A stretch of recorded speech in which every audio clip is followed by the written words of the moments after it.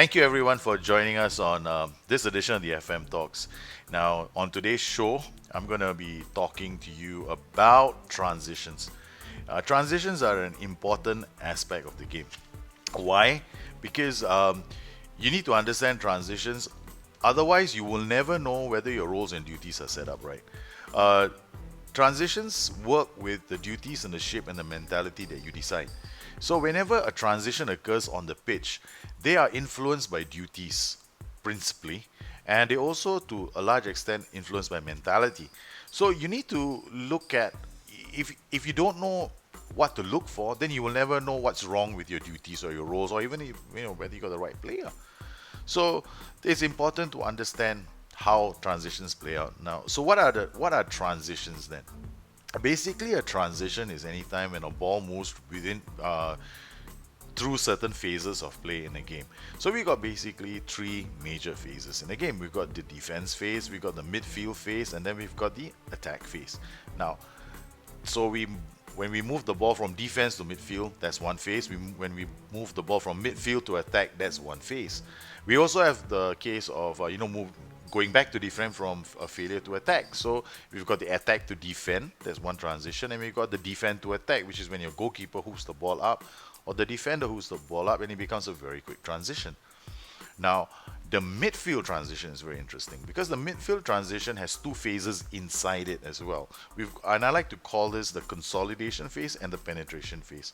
So when you build your play out from defense to midfield, your team has to control the ball in midfield. It has to consolidate its possession.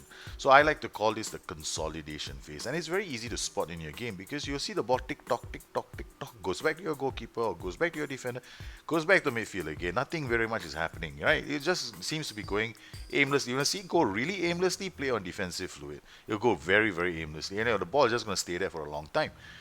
Now, then we got the penetration phase where the ball leaves midfield and enters what I like to call penetration phase. This is when certain players in your side start to look for attacking opportunities. When this happens, you will be looking for certain duties to start kicking in, certain roles to start kicking in.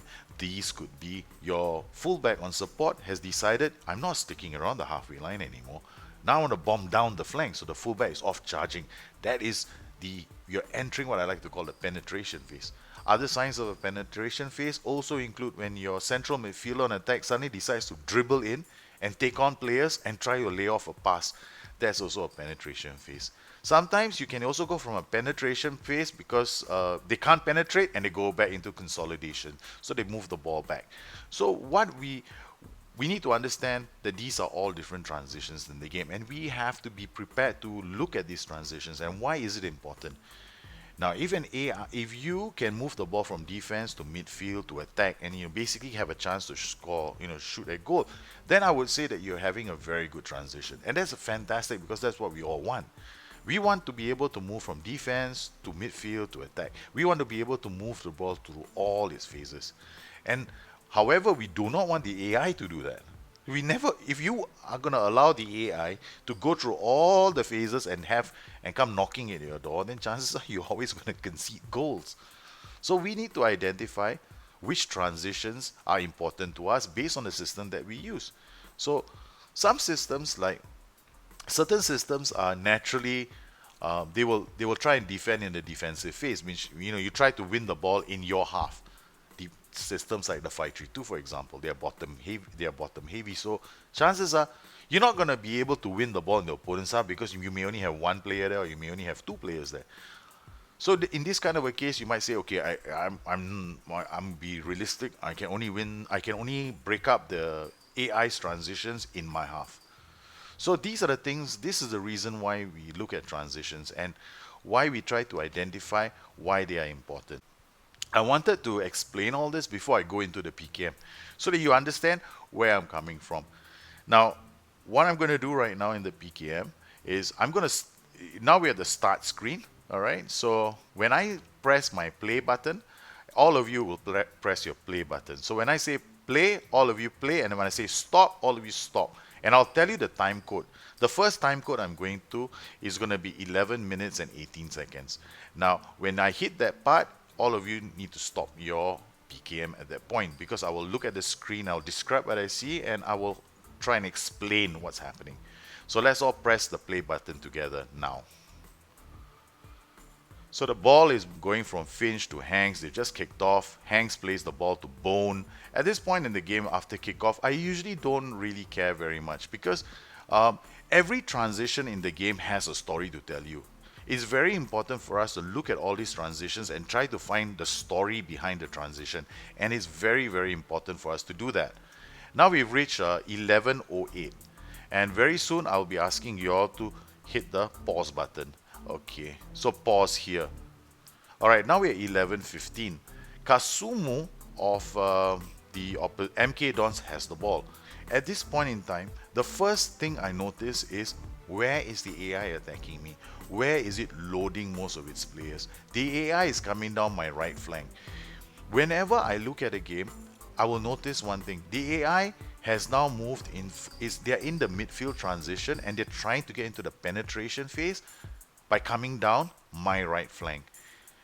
It's important to identify when this is happening, and when this is happening, you should take a note of it, because it could show two things. One, the AI is either using very attacking duties on that side of the flank, or you have a weakness on that flank. So you have to bear in mind. In this system, I was actually playing with a control flexible system at the start, but at this point in the game, I had already changed to control structure.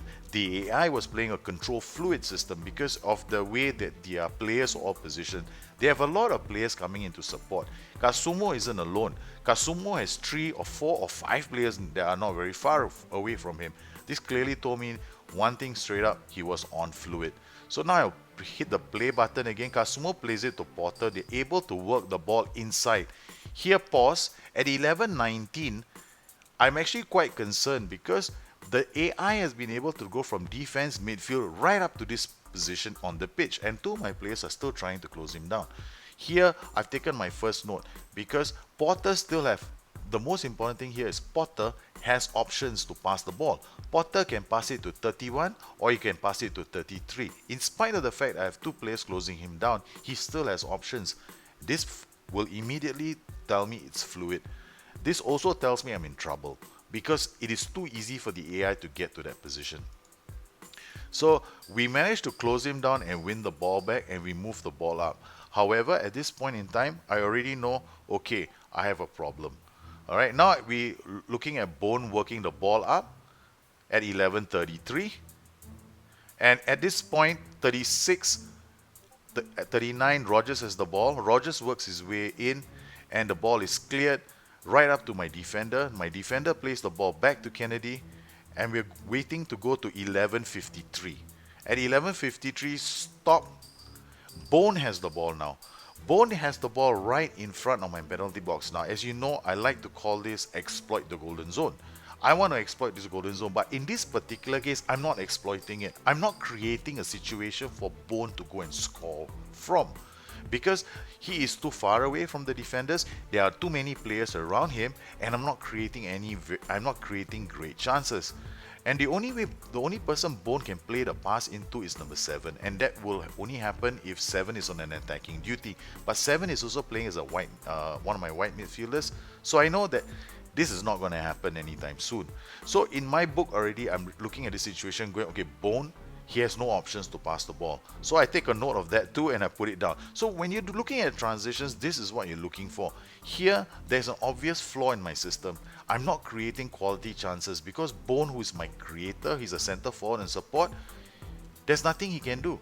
He can't pass the ball back because 18 is blocked. He can't pass the ball to 16. 16 is blocked. The only way he can do it is to try a wonderful pass into space so that 7 can chase onto it. And that is also a very difficult pass to play. So what does Bone do instead? Bone cuts inside and decides, well, hell, I'm going to take a shot at goal. So sometimes when you have situations like this and you're trying to figure out what is going on, why are my players not scoring? Why are they doing this? Why are they doing that? You have to be able to identify these kind of things in the game so that you know what's going on. The next timestamp I'm going to is 2053. Now Bone has got the ball. He's moving down the pitch. He's trying to play the ball to Rogers. We can just let this highlight play through. Once we get to 2053, I'll hit the pause button and I'll explain what's happening over there. Alright, pause. The highlight is about to start. Keto has the goal kick. So here we have a goal kick. Now, at this point in time, I set it to short goalkeeper distribution. So what I'm looking for is two things. My fullbacks would be in a position where they can receive the pass, and my players are in a position to receive the pass. But notice how high up the MK Dons are. The MK Dons are not giving me any chance. They are playing fluid, yes. They're also fairly high up the pitch at this point in time. And when Keto plays the goal kick to Barry, Barry then plays it to Hickford. Now, at this point, Hickford has zero options to pass the ball. 2058. He is not going to play it back to 14 unless I'm on an even lower mentality. Now, he's playing on control, which means I want him to take some risks, but he's not going to take a lot of risks. The one pass that he's going to try, he's not going to play it to 16. So Hickford decides to do the long ball. So Hickford from the back decides to pop it up to Bone. At this point in time, I did take a note down because I was playing pass into space.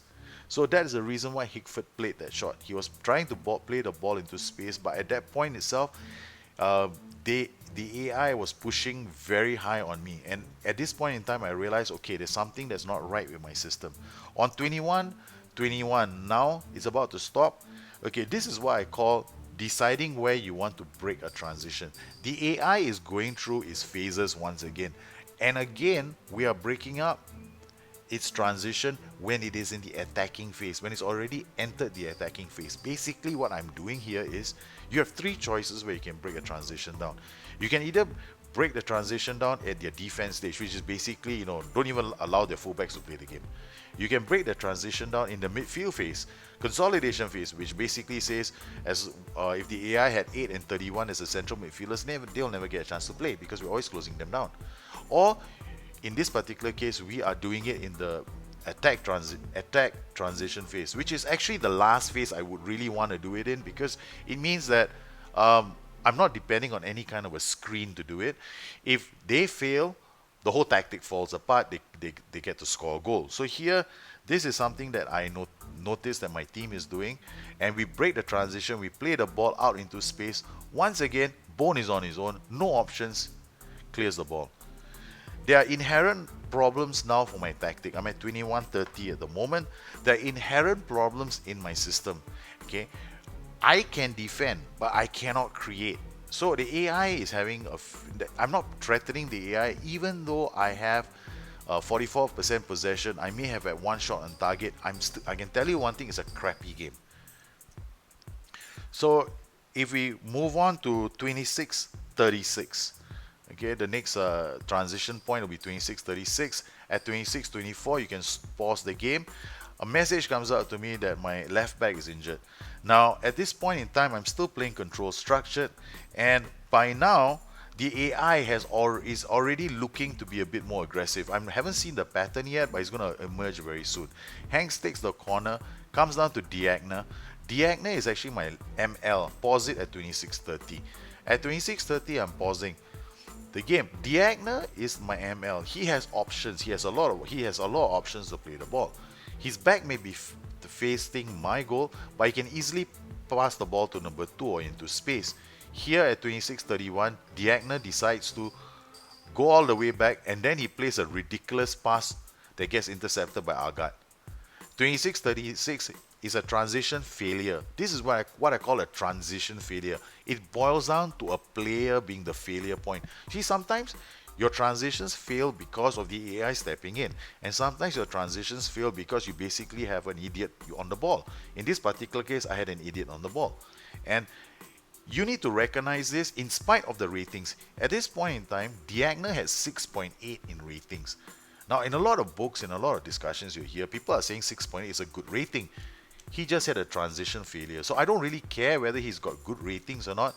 But if my player decides to do these kind of passes in the game, he goes to my little black book or possible substitutions. So Agat gets with the... If this could easily have been a goal that we had conceded. Okay, they play the ball wide out to Clayton, to Williams. The only reason why this didn't become a goal is because his finishing was poor.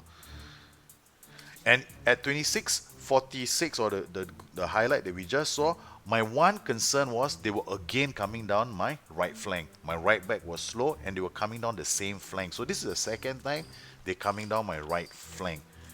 So now let's go to the next highlight, which will be at 35:15. Here Potter has the ball. Please pause. Okay. Alright, when Potter has the ball, I'm looking at the number of players they have on the left side of the pitch. Okay, their left. They've got 31, they've got 17, they got 4, they got 33, they got 18. They got a lot of players there. Okay, Potter holds on to the ball. They're able to seamlessly move the ball from defense into midfield, into Agat, into an attacking phase, and they're able to, more importantly, at 35-22, they have actually opened up my golden zone.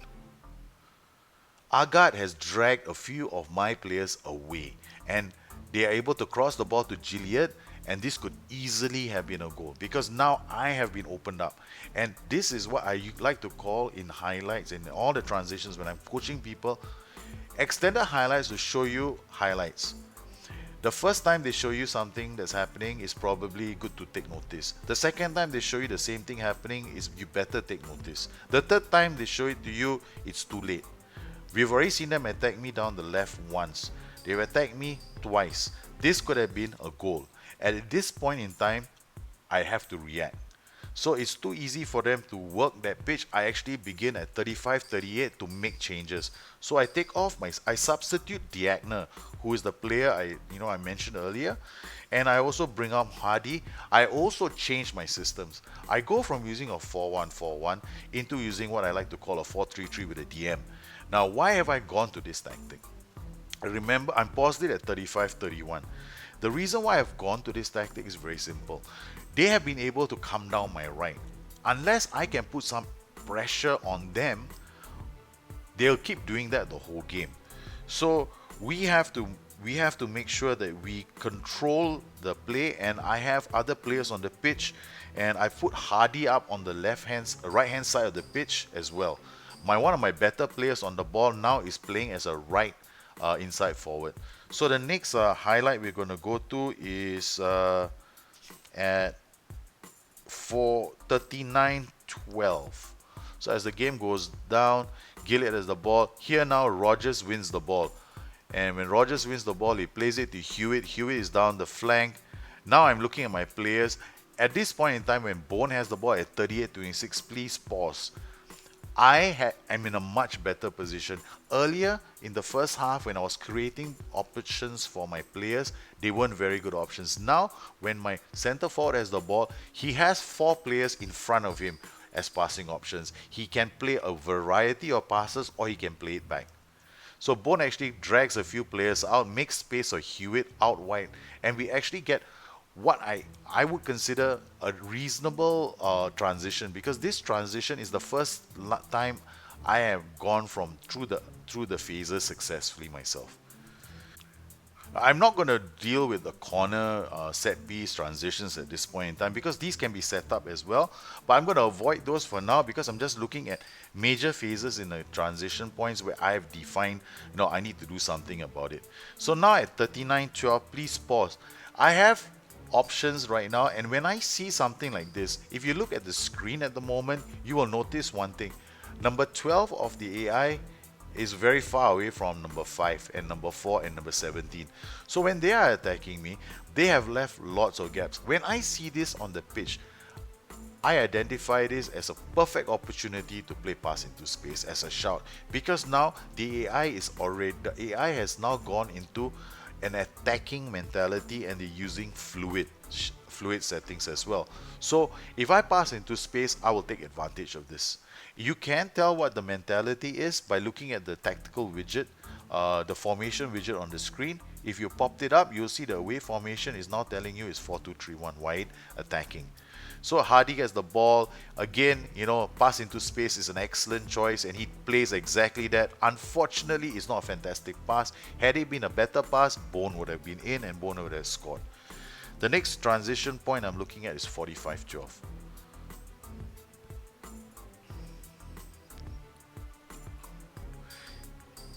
At 45-12, a transition will break down. This 45-12 is actually the second half. Yes, the ball kicks off. Here, Potter has the ball, plays it back to Walsh. Walsh plays it out to Williams. Now I'm looking to see if I can break the AI's transitions. This is where I'm now breaking them. Now 45-12, pause. Hewitt has broken the transition down in midfield.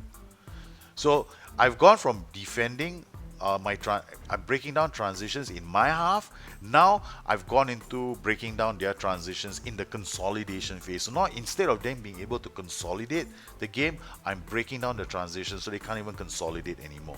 Rogers with the ball plays it up, and again I'm playing pass into space. And here at this point in time at 45-19, you want to pause. Okay, there are certain things that you have to be careful of. At points like this, when you're attacking, you also need to look at your backline. So I'm looking at my backline, and I only see one number 9 standing there. So my eye has to be squarely focused whenever I'm attacking to make sure that I find the sweet spot for my defensive line. If at any point in time when I'm attacking and I lose the ball here, my eye will not be looking at the ball. My eye will be looking at the relationship between the attack and the defense, meaning the AI's attack and my defenders. If I find that my defenders have to track back facing the goal, then my defensive line is way too high. If I find that my defenders can stand there and just wait for the ball to come to them and move forward, then my defensive line is too low. I can afford to press up. So in this particular case at 45-19, the ball is played, and yeah, we're looking at a transition point here. As you can see, we have moved into our own defense, midfield consolidation. We're now into the attack transition when Rogers has the ball, but it's broken up here by the AI and is off. Here at this point, I take a note at 45-38 when the ball is played over the top, that Agat is running through at goal, and the ball has gone above his head. When that has happened, then my defensive line is high. So I have a note that I have to take at that point, which says, check your defensive line. So I keep doing this. I keep telling myself, check my defensive line. Alright.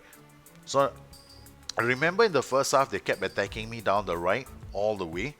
And now, when I'm in the second half and I've made my changes, the one thing I'm going to start noticing in this game is whether they keep doing the same thing over and over again, and how do my players respond. Because earlier when they attack the right, they can actually work the ball right into my golden zone.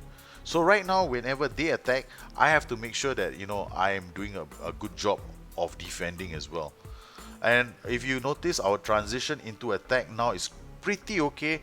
We have many bodies in the box, so I know that we will be able to score goals.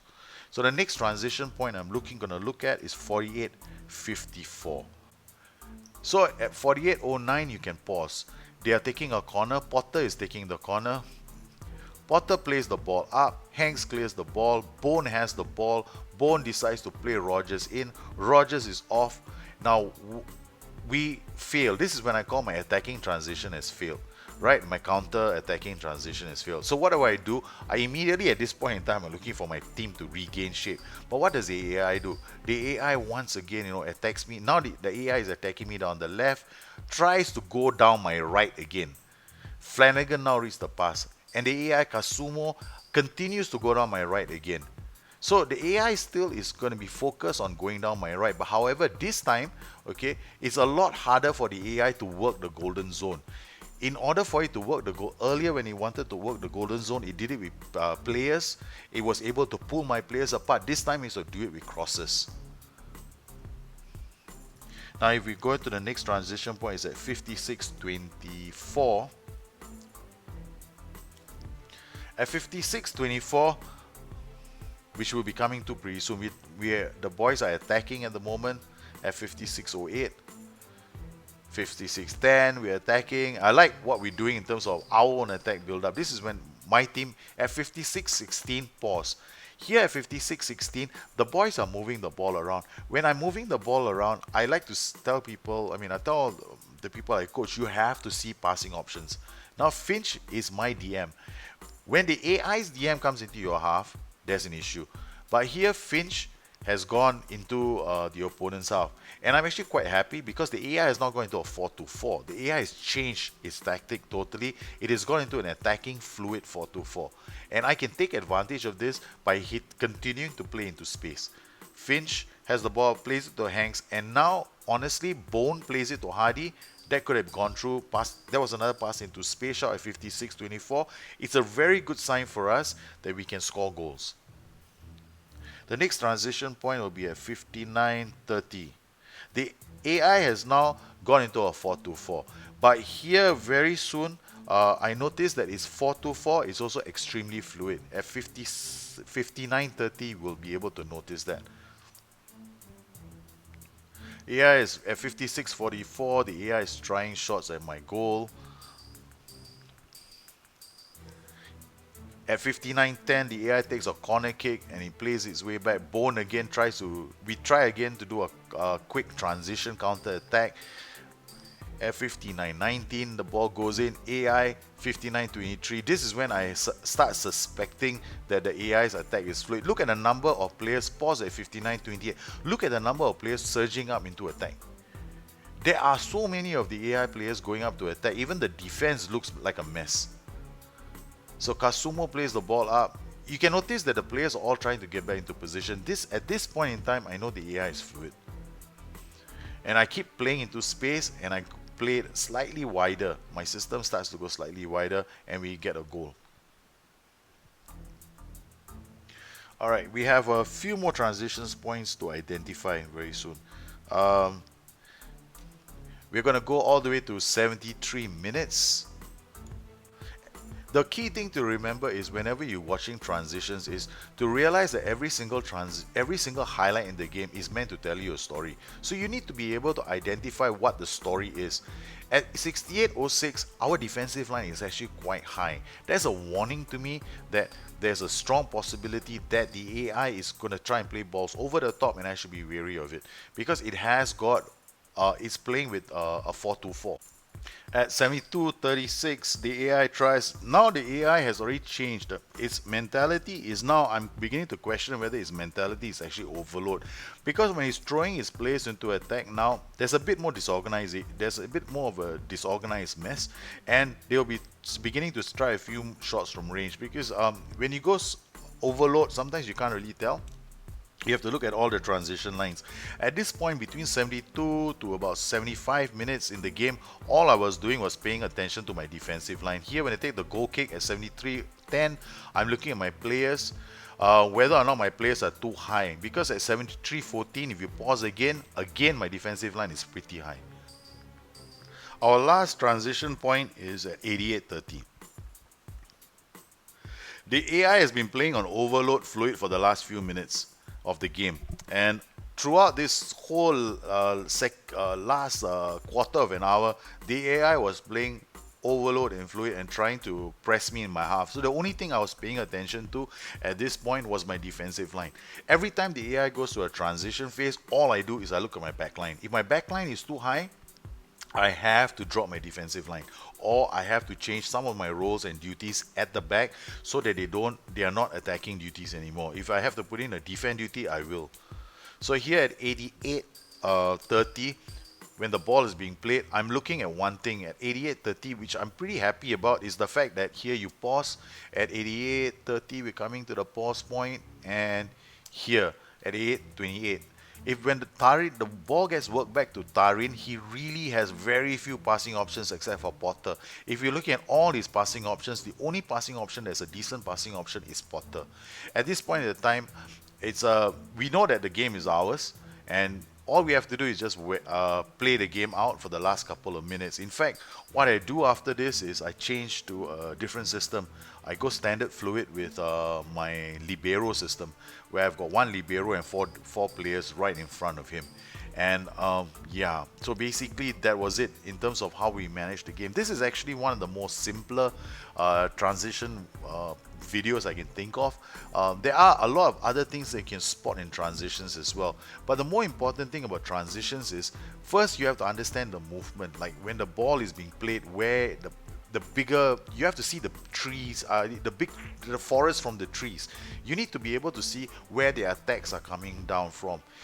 Where are they penetrating? What are your points of failure. Where are you breaking up play? In our case, we have to break play up in the consolidation phase, and we also have to try and make sure that they have no passing lanes or they have a really hard time of working the ball after we take the lead, because we want to hold on to the 1 goal lead and we don't want to lose the game.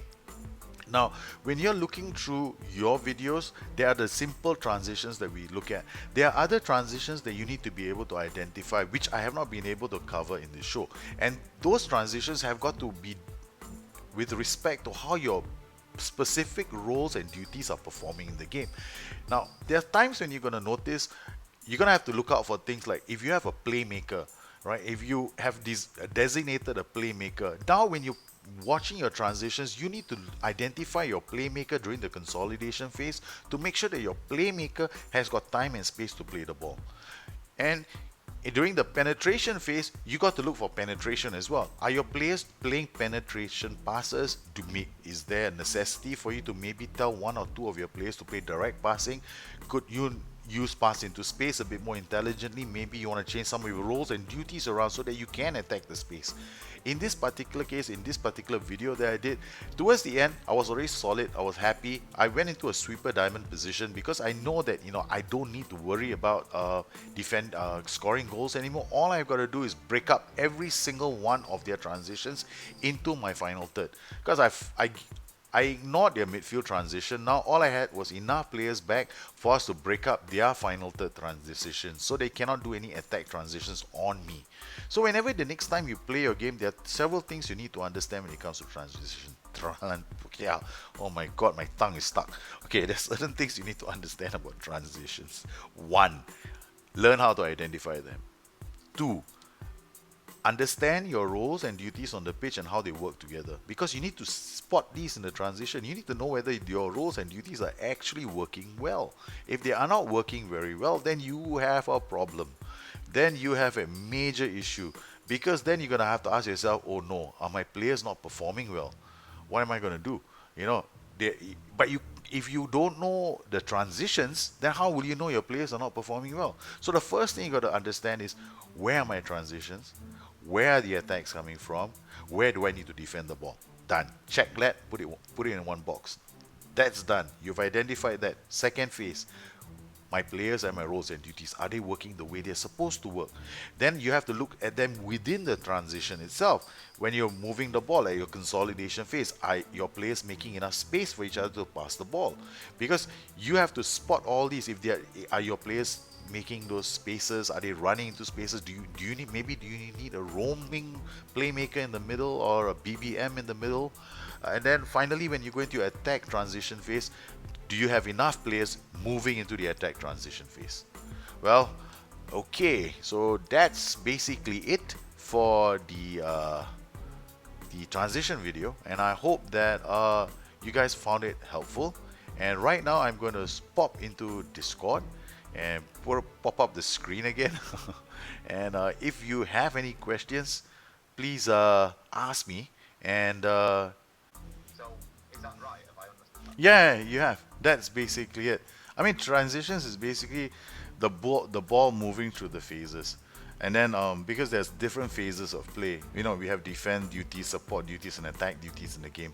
And so just like that, there are also those phases in the game as well. Because the football game as well, when you're looking at any football game on the television screen, or if you're looking at any game, if you start thinking about watching a game in terms of transitions, you'll notice that in the game as well. And you notice suddenly certain teams playing with a different kind of a tempo and how they move the ball through their transitions very, very quickly. Or you notice certain things happening when certain players are on the ball and other players are, you will notice these kind of things once you start looking at it that way. The first one you need to focus on. That's a very good question. Okay, this is a good question for everyone, because you guys better listen. Because if you start watching comprehensive highlights, then I swear to God, you're gonna smash the monitor. Because you're gonna be like me, everything is, oh no, this is not working, that's not working, this is not working, you're gonna fix everything. Okay, The thing about this is you have to tell the forest from the trees. You have when you're looking at the game, like remember the first part I showed you all the different kinds of transitions, right? I was going through all the phases, but I kept pointing to one thing all the time. They keep attacking me down the right flank. They keep attacking me down the right flank. They keep attacking me down the right flank. I was observing that. You see, when you're looking at transitions, you need to see the bigger picture. You need to see the team. So in this particular case, they kept coming down my right flank. They were never, I hardly once in the match saw them even go down my left flank. So I had several options. So this is what you look at when you look at transitions. The AI is building play coming down my right flank. So what do? I make sure that they can't come down my right flank anymore because they are now I occupy the right flank. So what you want to do when you're looking at transitions is identify important ones that define the play. You can't win the ball everywhere. Some people are so obsessed with I want to win the ball I don't want them to get near midfield. I want to win the ball there all the time. You can't. Sometimes you just can't. You're not going to be able to prevent them. But what you have to be able to do is shepherd them. So you have to hurt them in the area where you are comfortable defending. So that's what you want to do. So when you're looking at transitions, you're looking for the broad flow of the game as to where the attack is coming from. And this you do by don't take a microscopic view of the game. Don't focus in. And this is the danger that a lot of players do. They start focusing on individual players. You don't focus on individual players unless there is a reason for you to do it. Okay, if is he the playmaker, then you focus on him because then you need to know whether he can play the ball. Then you have to make sure he has got time and space to play the ball. That's when you're looking at a transition involving the playmaker. Because if your playmaker has got bad ratings, then you want to know, why is my playmaker having bad ratings? Is he not having time on the ball? Is he defending too much? So you have to look at the transitions to identify this. So when you're looking at transitions, you're looking at a transition to find out what's going on. And the other thing is this: when SI show you extended highlights, there's a reason why. They're telling you something is happening down the area. Can you see what I'm trying to tell you? The second time SI tells you, we're showing it to you again. Can you see what you're supposed to see?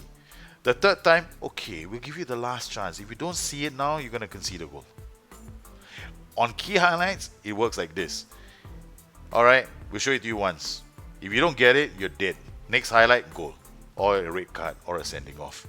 Or somebody gets hospitalized. It's one of those. So yeah, you want to look and find the team. You don't have to zoom in on every time you lose the ball. If I lose the ball, oh no, what is going on? I have to fix this. No, you can't. But where did you lose the ball? Did you lose? So this is where it's important to understand the larger picture. So if your transition broke down, then you step back and go like, where did I lose the ball? Oh, I lost the ball in midfield. I keep losing the ball in midfield. Then it's important to understand, then I can't get into if I'm losing the ball in midfield, then I can't get into the attack phase anymore, because you need to win the ball in midfield to go through the attack phase. That's a good question. Thanks for asking me that question, because I was waiting for someone to ask me a question like that. The thing here is this: when I find that I'm being attacked, I tend to do one or two things. The first option I have is I'll defend, because if I think I can defend, if I think I know I have the numbers, because I've been observing their transitions, I know that I can take them in midfield, then I might just defend. I might play the long drawn out game of letting them attack me, because some of the videos you've probably seen me just sit down there and take the punches. And I just take the punches, and I take the punches for about 70 minutes until the AI gets tired, then I start hitting the AI back. That's one option. But in that particular game, what I was trying to do was this. I knew that I can't defend because my players aren't that good. And man for man, if they start attacking me, if their fullback starts getting into my half, I'm in trouble. Because the moment the fullback comes into my half, then I really should close up shop. Because they will have so many players in my half, they're probably going to score a goal eventually. So what I did was, the reason why I played a Raamdauter is simple. If their fullback comes attacking, my Raamdauter has space to attack them in. And if otherwise, he'll be occupying their fullback and preventing him from moving forward. Excuse me, hold on, I'm about to cough. Essentially what will happen is this. If the fullback, I've seen the AI, what the AI has done is pretty interesting. In this game, the AI actually changed its duty. when I started attacking it down the flank. The AIs went from attack duty to support duty. I never saw the fullback again. So that's basically why I do what I do. Does that help answer the question? Yeah, definitely. Is it common for the AI to change duty like that when you actually do attack them down that side that Yeah. they're coming at, or is Yeah. You know, this is the thing here. You gotta get into the habit of observing the widget. You see, I have mastered the art of peripherally looking at the widget. So I can sense that sometimes I see the dots just shift a bit, and the thing is, the problem with these widgets are they're damn small, right? They're like mighty small. But thank you, Tim, for doing the skin. Now, some people that skin that you did, if people play with the skin, they will notice that the roles and duties will change in the game. The duties can change too. I'm not sure if yours. I think it might. I'm hoping it does, but I know that the small tactical widget or the formation widget in the game, it definitely shows it. In fact, the game, the last two games I played, I've seen the AI change to a support duty, or rather change formations because of the way I was attacking. In recent times, because I switched to a 4-2-1-3, the AI has now changed to a 3-4-3. I've never seen the AI play 3-4-3 against me so many times until I started playing my 4-2-1-3 against the AI. So yes, the AI does is programmed right now to change and to adapt as well.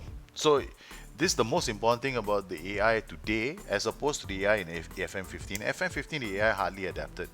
In FM17 the AI is adapting. I expect the AI to adapt even more in FM18.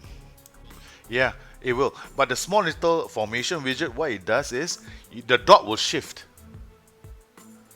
The icon, the shirt icon that's on the little formation widget, it actually shifts.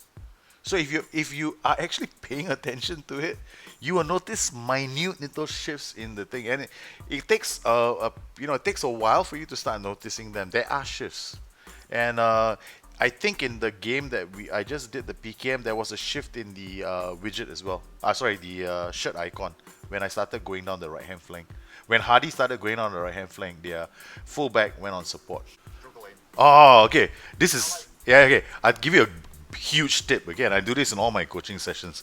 Okay, this is what you want to do.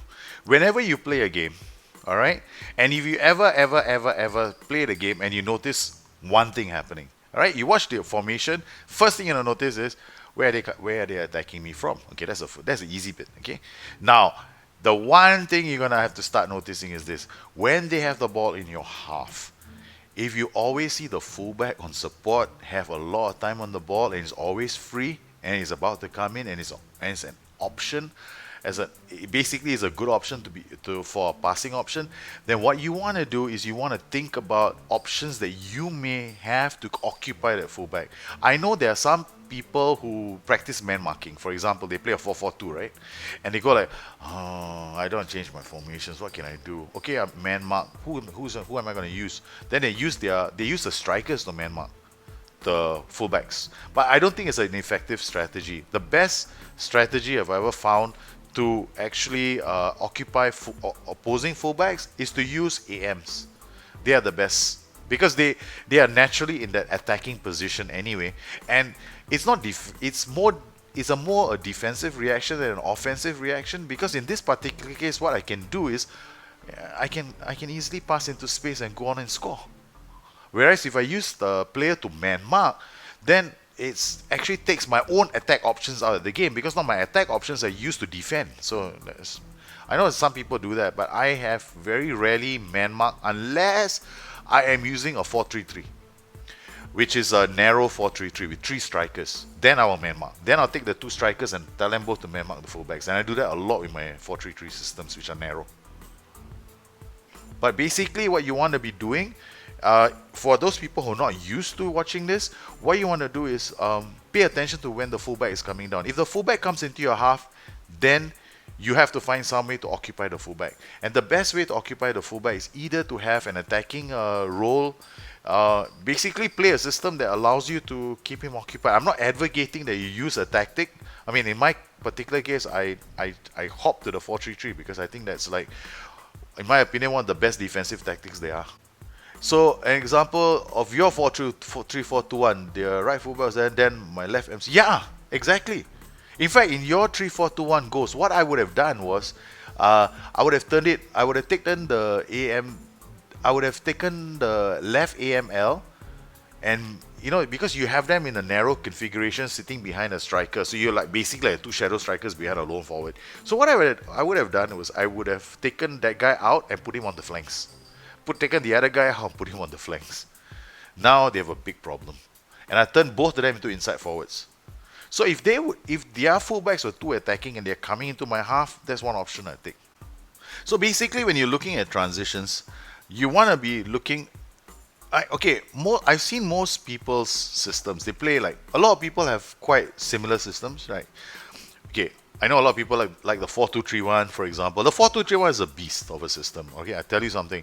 Even in LLM football, the 4-2-3-1 is a beast. Why?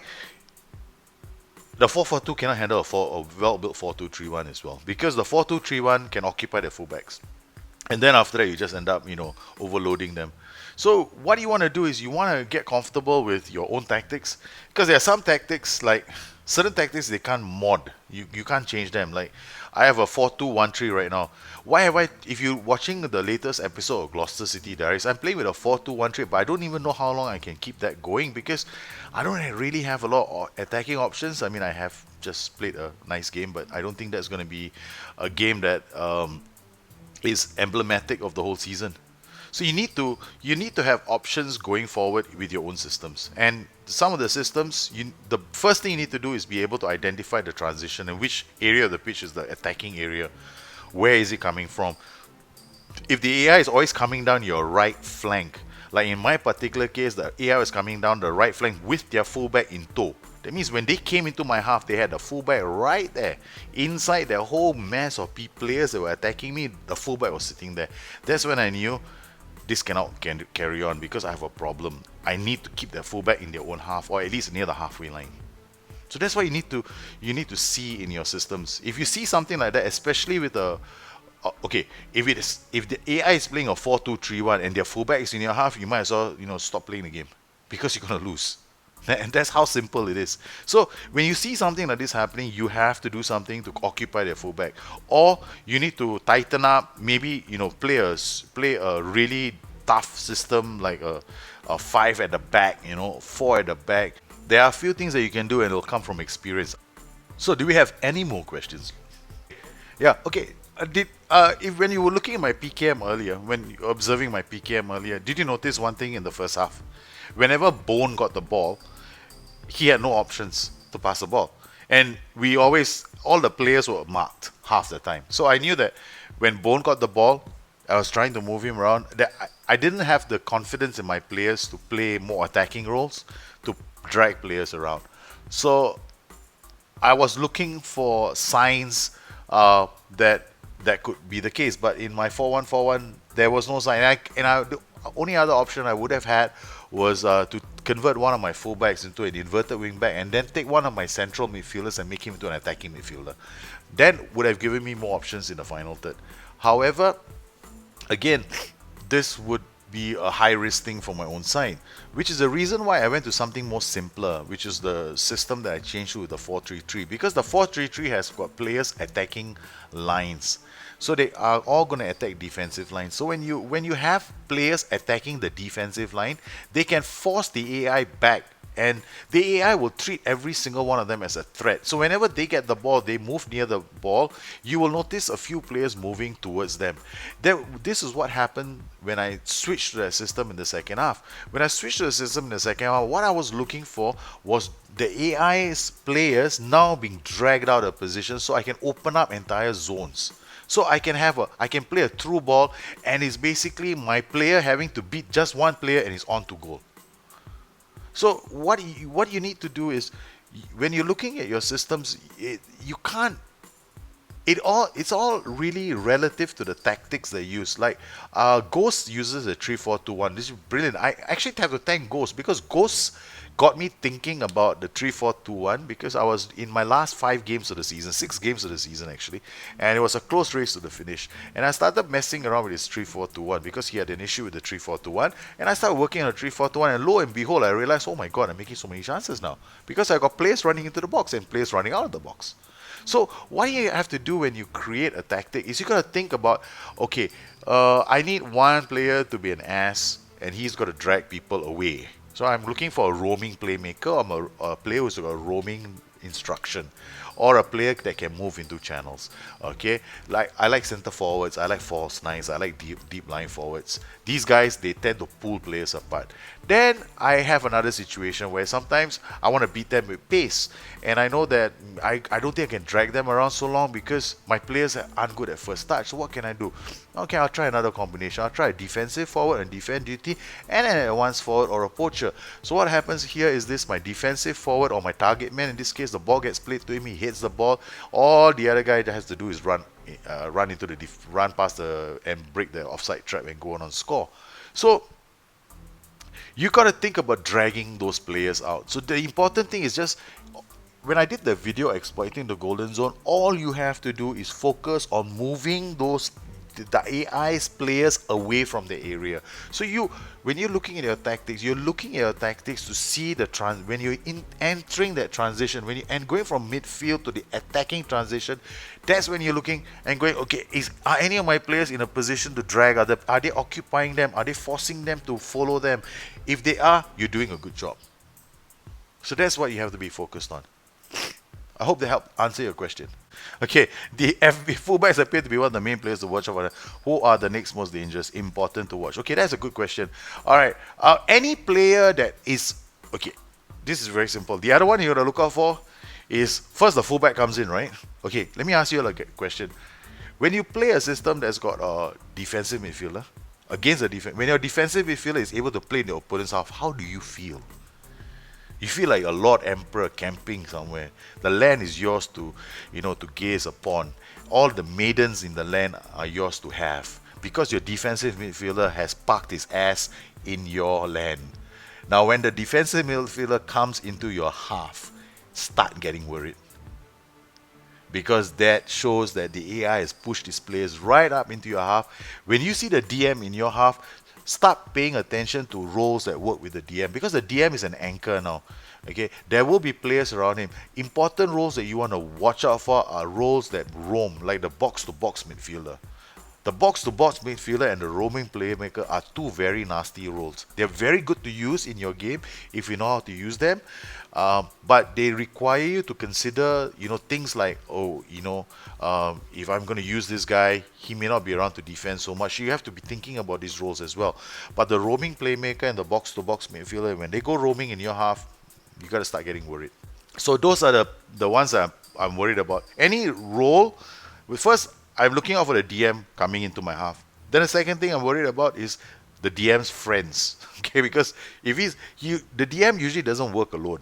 The DM usually has a roaming playmaker or a box-to-box midfielder next to him. And if he has one of those guys that is, you know how you can tell if he's a roaming playmaker or a box-to-box midfielder? They will never be sometimes they'll be on the left-hand side of the pitch, sometimes they'll be on the right-hand side of the pitch. That's when you know you got a problem. This player, if he gets near the box, is going to drag people around. So you want to be wary of these things coming. I'm not saying put up shop and go into panicky mode. But for me, I only go into panicky mode when I see two things. Fullback in my half, I go panicky. DM in my half, I start getting worried. Then I start observing the AI very quickly, because the next person I want to know is who is the DM passing the ball to, who is their playmaker, who is their key pass maker.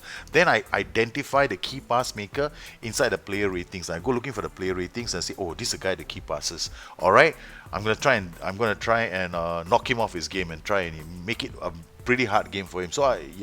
So look at the player ratings as well to identify who is making a lot of passes. That player is not a good player to be in your half, because he's probably going to be like a Fabregas, linking their attack and their midfield. So you want to break that guy up, because once you break him, you take him out of the equation, then you break an important link in their transitions. So I hope I answered your question, Buttons. Hey, excuse me, guys. Listen, I'm going to be very quick with this. Do not be heroes, because it does not. Life does not like heroes at all. I play on key highlights many times, and sometimes my videos, and trust me, my YouTube videos glorify me. Okay, all right. But trust me, in reality, in my house, I'm shitting bricks, because what I sometimes do is I go from key highlights right up to comprehensive, and I go, oh my god, what the hell is happening? Okay, they're coming at me, they're coming at me, they're coming at me. I need to stop this now. But I can't if I'm doing on key highlights, because there's not enough highlights to watch. You don't know what's going on. So sometimes when I'm not sure, the very good time for you to go from key highlights to comprehensive highlights is, you know when? After you score a goal. After you score a goal, please go to comprehensive highlights. Calm down a bit. Don't overreact.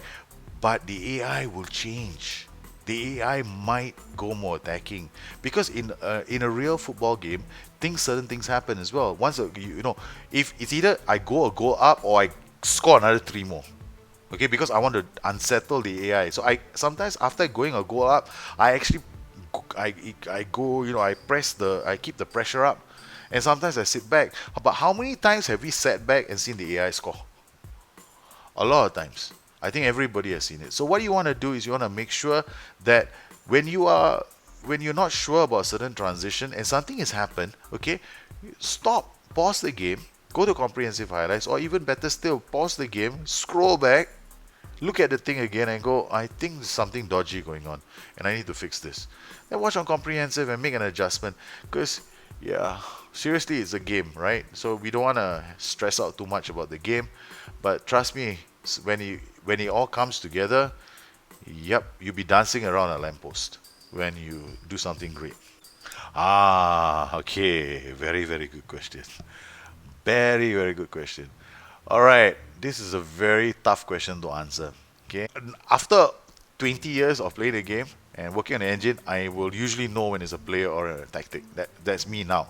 But for you guys, back when I was starting out, when I was trying to get to terms with the engine, then I would try different players out. I would sub a player out, because in reality, you don't really know. Because if I was in your shoes, I'd go like, I don't know if it's a player or the tactic. I can't keep playing this game 25 times to find out. So what I used to do those days was I'd have another player on the bench who, those early days I used to have carbon copy players, right? He might, I wasn't sure about certain attributes. So the first thing you got to make sure is that when you choose a player for that role, you got to choose the right player for the role. So I'm assuming you've got the right player for the role. So like for example, if you're playing a playmaker and he's not having a very good game, and you chose a playmaker whose composure was about 10, or his bravery is 6, and he's not having a good game, and you go like, is it? I'm not sure if it's the player or the tactic. In that case, I'll probably tell you first it's the player, not the tactic, because certain attributes will almost predetermine whether or not the player can play the game. Then you're watching the game. Then the second thing you need to do is you have to watch the game. Now, when you play certain roles, you have to look at the roles working together as a team, as a unit. So then that's when you're looking at the tactic, and you're looking to see whether the roles are working together in the sense that they are all either close together or they are playing as you expect. So for example, if I'm playing a ROM router and I'm playing a deep lying playmaker and I'm playing maybe a CM, a support, then I know that when I'm playing my game, I'm expecting my ROM router to attack space. I'm expecting him to go that way. So if I've created a tactic with those players already there, then I can only assume if it's not working, then it's either the situation in the game. So you have to look at the situation as well. Are you creating the situations for the ROM router to take advantage of? Okay, let me give you another example. Alright, so let's assume you're playing a game and you have a 4-3-3 system and you're playing, you decided I want to use a ROM router. Very nice. You got a ROM router all perfectly set up. You got the tactic, you're sitting down there, you're smiling to yourself. This is my day, I'm going to have my own mullah playing it for me. You start the game, you decide I'm going to play attacking, very fluid, with a very high defensive line. And you step out and you go and play the game. And you sit down there and you're waiting and you're waiting and you're waiting and you're waiting and you're waiting. Your ROM router isn't attacking space. You don't see it happening. There's a reason why. because you haven't given the Ramdaughter any space to attack, because the Ramdaughter is what we call a space investigator. So he looks for spaces. If he doesn't see a space, he's not going to attack the space. But when you're playing with a high defensive line, sometimes you compress space so much that some of your players don't have space to play in anymore. So that's why I like to play on structured, or I like to drop my defensive line, allow the AI to come to me so that there's a display behind the line that I can attack. So there are times when it's going to be the player, and there's going to be times there are going to be the tactic, and it's going to be up to you to decide which. And it can be a host of factors that come into play, which is the reason why when you create any tactic, you have to go through the various elements, and you got to go player roles first. Have I got the right player? Have I got? This is how I wrote my book, right? So I wrote the first part of the book was all roles and duties, because even in my coaching, some of you, you're a bit more on the you're taking like 6 coaching lessons. Some of you are taking more. But for those guys who take a lot more, there are times when I'm just going to sit down with you guys and we're just going to spend a whole session banging on roles and duties, banging on roles and roles and roles. I need you guys to create as many different kinds of roles in the game as possible so that you understand how they work with different mentality, shape, settings. Because mentality and shape, you got to play on defensive structured for a while with different kinds of roles to see how they take to the spaces. Then you got to play all these out, because that was a very good question, because a lot of people ask me the question, and when I go to the SI forums, half the time I don't know what to say, because if I can tell it can be either the player, the role, or the manager. Because in one case it was purely the guy creating the tactic. I want to tell him, I say, you're a dope. Because he was doing in the tactic, his defensive line was so deep. Okay, he kept screaming for his defenders to go and engage, and I kept telling him, your defenders are not going to engage. No, but they will, they have to. And I'm like, no, they're not. You've already told them to stand in front of your goalpost. What do you expect them to do? You want them to listen to you? They're listening to you. That's where they're going. So if you don't want them to go there, why the hell did you ask them to play with a super deep D line? Tell them to play with a normal D-line. Don't be a hero. Tell them to play normal. If you're not sure, play normal. That's one of the reasons, one of the things I like to suggest to everybody when you play the game. If you're not sure about shape, play flexible. If you're not sure about defensive line, play normal. Because that's like equilibrium, a happy medium. So I hope I helped to answer that question. Yeah. Well, last questions, guys. Let's get them in. Anymore? I'm always playing 4-4-2 since FM15, and when facing a 5-3-2, 3-5-2, 4-2-3-1, 4-3-1-2 on the way, some games will not be easy to win. What transitions or shape mentality to be able to control the game? Okay. Alright. It isn't shape and mentality that's going to help you control the game. That is a myth. What will help you control the game is your roles and duties and your overall formation and how you set it up against the AI. You see, when I'm playing against the AI, my first thing that I do is space per space. Am I meeting the AI in the right spaces? The second thing I do is I look at transitions, right? I identify where the AI is attacking me. Is the AI actually getting into my defensive third? Then I decide, no, I don't want to let it come so close to me, and maybe I want to win the ball a bit higher. So then I think to myself, maybe I have to change my tactic, which you see sometimes I do in the games nowadays. I mean, last time I never used to change my tactic. Now I want to change my tactic, because reality is if you want to outperform, sometimes you have to change your roles and duties in the game. So you are paying attention to transitions more than you are paying attention to shape and mentality. Why do I say that? Because transitions will tell you where the play is breaking down. So when you see the AI is going through the transitions, defense, midfield to attack, like happily, there's nobody stopping him along the way, then you have to ask yourself, okay, all right, the AI is coming through me all the way. What do I do? The first thing you do, regardless of system, is you increase your defensive line. Alright, the highest you're going to go to is maybe pushed up D-line. But if you have already set it up to pushed up D-line, the AI is still coming at you, then you have to consider attacking the AI at its source. That means, where is it building up its attacks from? See, that's the thing. The first thing you do, AI is attacking me. I want to defend. What do I do first? Alright, okay, I have to push my defensive line slightly higher, because I got to compress space and get my defenders slightly higher up the pitch, get my midfielders to engage earlier, because your defensive line and your mentality settings tell your players to take a bit more risk, right? You push the defensive line up. Now, if you have pushed the defensive line and you still cannot stop them, then you have to start thinking, where do I stop them from? That's when you look at transitions. That's when you look at maybe changing your system. That's where I went from a 4-1-4-1 to a 4-3-3. Because I was already thinking to myself, I started control, my match started on control fluid, right? Within 5 minutes of playing the game, I went control structured because I was getting worried. Now, nothing was changing. I thought control structure would be fine. You know, I'm being a bit more defensive and not popping too many people. I'm trying to hit them on the break, but I'm not able to hit them on the break because my players are not creating anything worthwhile. Because by the time I hit them on the break, they have everybody back. So what do? I change formations. Now they can't hit me. Now I prevent them from hitting me easily, but I have my players in place to attack them. So that's what you want to do. What do you want to do? Because the 5-3-2, the 3-5-2 are two systems that are basically systems that require you to sit back so that they can attack you. So the 5-3-2 and the 3-5-2, you got to stop the source. You got to stop the wing back. Secondly, remember they have 3 defenders at the back.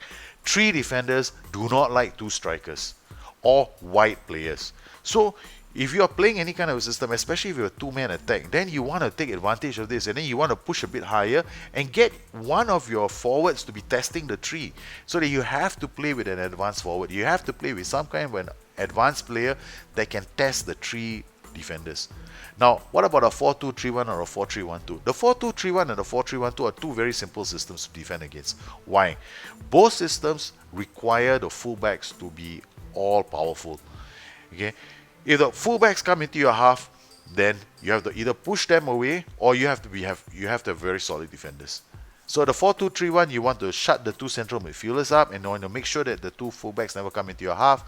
For the 4-3-1-2, you better not let those wingbacks come. Because if those fullbacks come, you're finished. Because then they have a double.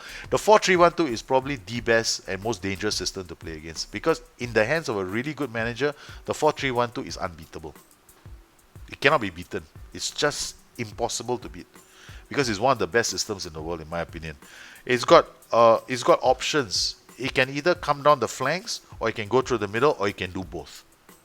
And if you have 2 world-class central defenders, then you can't defend against it. There's only way you can do it is by sitting back and hitting it on the counter and hoping that the spaces it leaves behind is enough for you to attack. So if the 4-3-1-2 you're facing is a really, really good 4-3-1-2 with a lot of very good players, or if you're playing in an online fantasy game with somebody else and they're using a 4-3-1-2 on you and they got attacking fullbacks, what you want to do is you want to have players that can attack the lines left by the fullbacks. So you want to have some players that can attack the spaces. So you want to have pass into spaces, shout.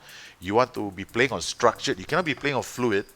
If you want to hit a team on the counter attack, you never want to play on fluid. You want to play on structured because structured allows your players to attack. Their attacking mentality or attack players will also be a lot higher than they would be on fluid. Alright, so that's basically the questions. Any more questions before I wrap things up?